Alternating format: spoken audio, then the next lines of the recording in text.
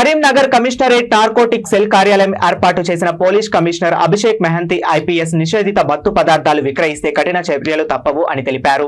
వారు మాట్లాడుతూ police commissionerate లో నిషేధిత గంజాయి మాదక ద్రవ్యాల అక్రమ రవాణాను నిరోధించడానికి వన్ టౌన్ పోలీసులు బస్టాండ్ లోని పార్సిల్ ఆఫీస్, కిరాణా షాపులు, పాన్ షాపులు, హాస్టల్స్, అనుమానిత ఇండ్లలో నిషేధిత పదార్థాలు గుర్తించడానికి పోలీస్ తనిఖీలు నిర్వహించారు. టౌన్ డివిజన్ ఏసీపీ నరేందర్ ఒక ప్రకటనలో తెలిపారు. ఈ తనిఖీలలో వన్ టౌన్ సిఐ సరీలాల్ సిబ్బందితో నార్కోటిక్స్ విభాగంలో శిక్షణ పొందిన పోలీస్ జగీలాంతో డాగ్ హ్యాండ్లర్ కానిస్టేబుల్ ఏ శంకర్ కలిసి బస్టాండ్, పలు పార్సిల్ ఆఫీసులు, కిరాణా షాపుల్లో, పాన్ షాపులు మొదలగు ప్రాంతాలు, అనుమానిత ప్రదేశాల్లో తనిఖీలు చేపట్టామని తెలిపారు. కమిషనరేట్ వ్యాప్తంగా ఈ తనిఖీలు నిరంతరంగా కొనసాగుతాయని, పట్టుబడిన వారిపై కఠిన చర్యలు తప్పవన్నారు.